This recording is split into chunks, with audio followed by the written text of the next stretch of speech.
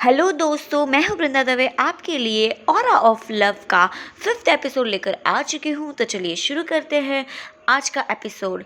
अनिरुद्ध को जैसे ही पता चला कि आशी कोमा में चली गई तो उसके लिए ये इतना शॉकिंग भरा हो था कि वो खुद को संभाल नहीं पा रहा था। आखिर इतने वक्त के बाद आशी का कॉल आया था उसके ऊपर और वो कुछ कहना चाहती थी। वो कुछ कहते उससे पहले ही ये एक्सीडेंट हो गया और वो कुछ नहीं जान पाया आखिर उसने क्यों कॉल किया था और अब वो कब ठीक होगी, कब वो कोमा से बाहर आएगी, उसे कुछ समझ नहीं आ रहा था।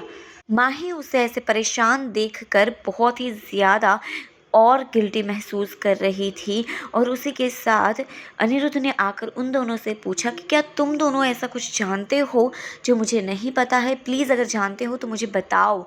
आशी मुझसे कुछ कहना चाहती थी, आखिर वो क्या कहना चाहती थी और उसका ये एक्सीडेंट कैसे हो गया। और तभी माही ने कहा, एक्सीडेंट तो कैसे हुआ वो तो नहीं पता, पर हाँ स्पीड की वजह से ये एक्सीडेंट हुआ है। आशी ने ड्राइवर को बहुत ही ज़्यादा हाई स्पीड पर गाड़ी चलाने के लिए कहा था क्योंकि वो जल्द से जल्द तुम्हारे पास पहुंचना चाहती थी। और तभी अनिरुद्ध की शक भरी निगाहें माही को देखने लगी और कहने लगी, तुम्हें कैसे पता कि वो जल्द से जल्द मुझसे मिलना चाहती थी और आखिर क्यों, बताओ मुझे। और अब माही से बिल्कुल रुका नहीं जा रहा था। आखिर इतने सालों का जो गिल्ट था वो अब उसे जीने नहीं दे रहा था, दिन रात उसे सताए जा रहा था। और इतना सब कुछ करने के बावजूद क्या मिला उसे। वो जिससे इतना ज़्यादा प्यार करती है वो तो पागलों की तरह किसी और पर अपनी जान छिड़कता है। पहले भी वो उसी से प्यार करता था और इतने वक्त के बाद भी वो उसी से प्यार करता है। क्या मिला उसे, ये सब कुछ सोच सोच कर परेशान हो रही थी, पागल बन रही थी वो। और उसी के चलते वो अनिरुद्ध को सारा सच बता देना चाहती थी। और जैसे ही वो कुछ कहने जाती, रॉकी ने बात पलटने की कोशिश की और तभी माही ने उसे रोक दिया। बस रॉकी, तुम्हें क्या करना है मुझे नहीं पता, पर मैं अब इस गिल्ट को और ज़्यादा बर्दाश्त नहीं कर सकती हूँ। मैं इसे सब कुछ बता कर रहूँगी। अब तुम मुझे नहीं रोक सकते हो। 9 साल से दिन रात इस गिल्ट में जी रही हूँ, मुझे ही पता है कि कैसे। अनिरुद्ध ने कहा, पहेलियाँ मत पूछाओ, जल्द से जल्द बताओ कि कहना क्या चाहती हो। और तभी माही ने कहा, हम दोनों ने धोखा दिया है तुम्हें, ये है सच। हम दोनों ने ऐसी घटिया हरकत की है कि तुम सोच भी नहीं सकते हो। आज तक तुम सोचते रहे कि आशी ने तुम्हें धोखा दिया है, वो किसी और के साथ भाग गई, पर सच तो ये है कि उसने कभी तुम्हें धोखा दिया ही नहीं। रियूनियन की पार्टी में जब तुम दोनों डांस कर रहे थे, हम दोनों ने मिलकर तुम लोगों को ड्रग्स दिया, नशीली दवाइयाँ मिलाई तुम लोगों के ड्रिंक में, ताकि हम तुम्हारे साथ रात गुजार सके और तुम दोनों को अपने ज़िंदगी में ला सके। और एक दूसरे ने जो वादा किया उसे पूरा करना चाहते थे हम। रॉकी आशी से बहुत ज़्यादा प्यार करता था और मैं तुमसे, और हम दोनों चाहते थे कि तुम दोनों अलग हो जाओ, और इसीलिए हम लोगों ने ये गिरी हुई हरकत की। पर गलती से तुम दोनों एक ही कमरे में पहुंच गए और फिर भी हम हमारे प्लान को फ्लॉप होने नहीं देना चाहते थे। इसीलिए रॉकी ने आशी को कन्फेस किया, उसे मना लिया कि उस कमरे में वही था उसके साथ। और वो 9 साल तक इस गिल्ट में जीती रही कि उसने तुम्हें धोखा दिया है। पर सच बात तो ये है कि आज भी वो तुमसे उतना ही प्यार करती है और उसने कभी तुम्हें धोखा नहीं दिया। अनिरुद्ध, कभी भी नहीं, धोखा हमने दिया है। और उस वक्त मैं भी तुम्हारे साथ उस कमरे में नहीं थी, तुम्हारे साथ आशी थी। और इतना ही नहीं, हम तो इतने गिरे हुए हैं कि तुम दोनों को सिर्फ एक दूसरे से ही नहीं, उसकी बेटी यानी कि तुम दोनों की बेटी को हमने तुम दोनों से ही दूर रखा। हाँ अनिरुद्ध, ये बात सच है। उसकी प्यारी सी बेटी रीत तुम्हारी बेटी है, रॉकी की नहीं। वो तुम दोनों के प्यार की निशानी है, रॉकी की नहीं। ये सब कुछ सुनकर अनिरुद्ध को एक तरफ बहुत ज़्यादा गुस्सा आ रहा था, एक तरफ बहुत ही ज़्यादा खुशी हो रही थी। उसके बहुत सारे इमोशंस एक साथ बाहर आ रहे थे। उसे कुछ समझ नहीं आ रहा था कि आखिर ये सब कुछ हो क्या रहा है, और उसके बेस्ट फ्रेंड ने इतना बड़ा धोखा उसे क्यों दिया।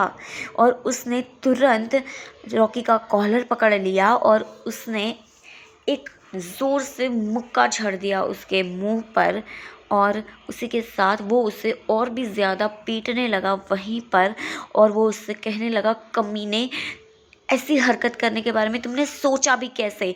मैं तुम पर अपनी जान छिड़कता था, तुम्हें अपने भाई से भी ज़्यादा मानता था, और तुमने ही मेरे साथ इतना बड़ा धोखा किया, आखिर क्यों। और तभी रॉकी ने कहा, क्यों का क्या मतलब है, मैं प्रपोज करना चाहता था आशी को, और ये बात तुम बहुत अच्छे से जानते हो, पर मेरे प्रपोज करने से पहले ही तुमने उसे प्रपोज कर दिया। मेरे प्यार की कोई वैल्यू नहीं है, मैं भी पागलों की तरह प्यार करता हूँ उससे, और तुम ये बात जानते थे।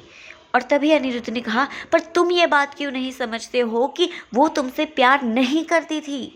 इतनी सी बात तुम्हें समझ में नहीं आती। एक तरफा प्यार कभी भी सही किनारे पर नहीं पहुंच पाता है, और इस गलती की सज़ा तो तुम्हें मिलकर रहेगी। तुमने सोच भी कैसे लिया कि तुम हम दोनों को अलग कर सकते हो।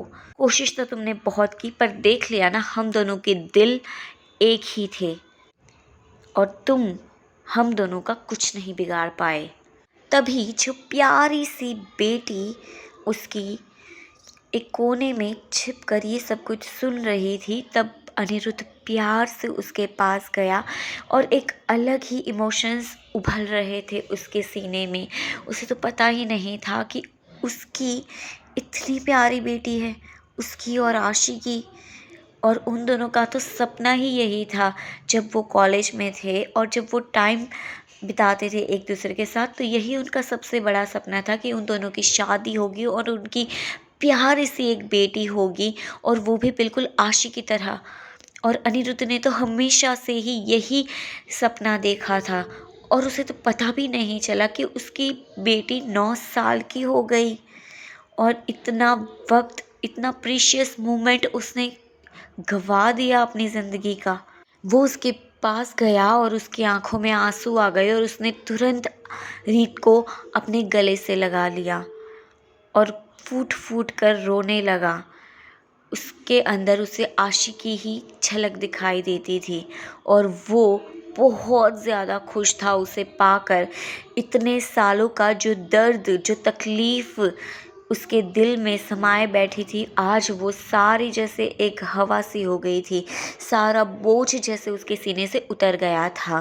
रीत को समझ नहीं आ रहा था कि आखिर ये इंसान ऐसे उससे क्यों लिपट रहा है, पर वो 9 साल की थी तो इतना तो उनकी बातों से समझ ही गई थी कि वो लोग ये बातें कर रहे थे, उसके बायोलॉजी पिता रॉकी नहीं बल्कि अनिरुद्ध है। और तभी रीम उससे कहने लगी, आप मेरे बायोलॉजिकल फादर हैं।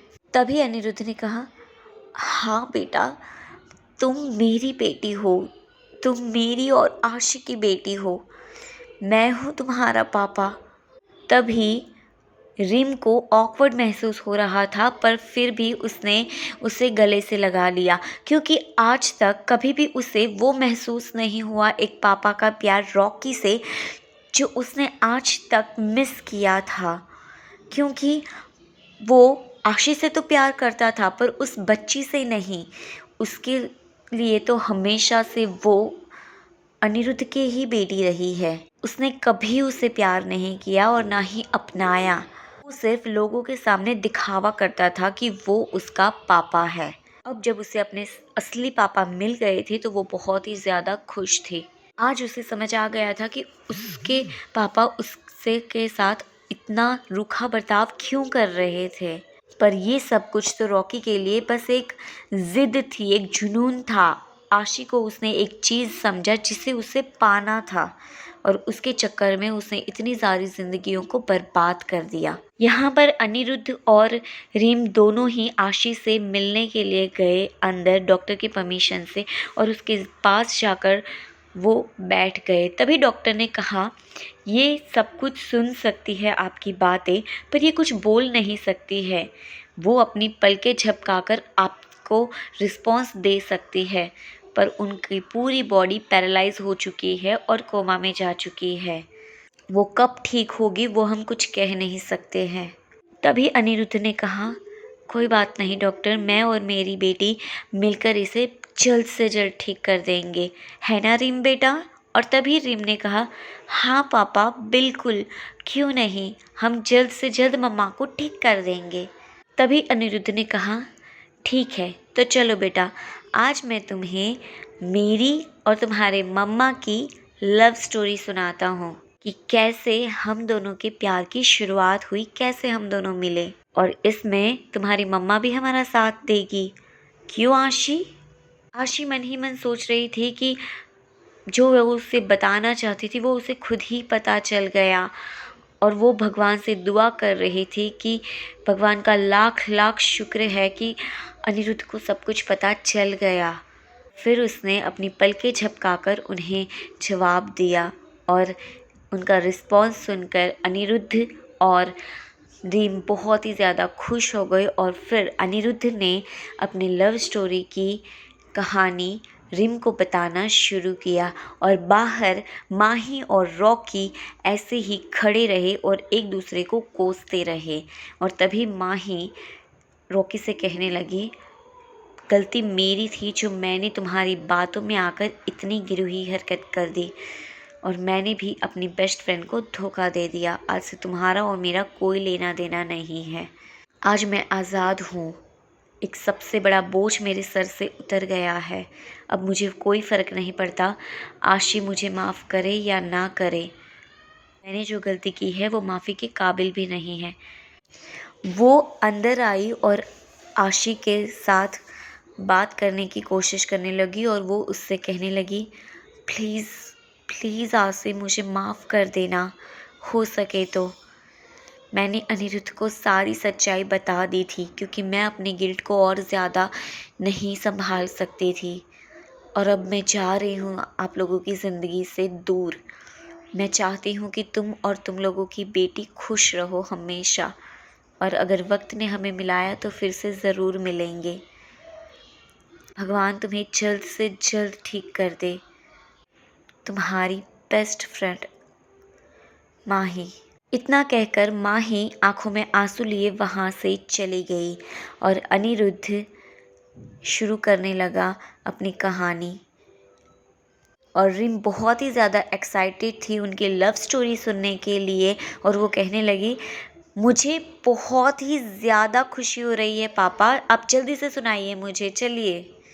तो अनिरुद्ध ने कहा, ठीक है चलो शुरू करते हैं। तो हमारा ये एपिसोड यहीं पर ख़त्म होता है, और अगर आप भी आशी और अनिरुद्ध की लव स्टोरी सुनना चाहते हैं कि कैसे उनके प्यार की शुरुआत हुई थी, तो मेरे नेक्स्ट एपिसोड का इंतज़ार कीजिए, और मिलते हैं नेक्स्ट एपिसोड में। अगर आपको मेरा एपिसोड पसंद आ गया हो तो प्लीज़ उसे लाइक, शेयर, कमेंट और सब्सक्राइब कीजिए। तो चलिए मिलते हैं नेक्स्ट एपिसोड में। Bye bye.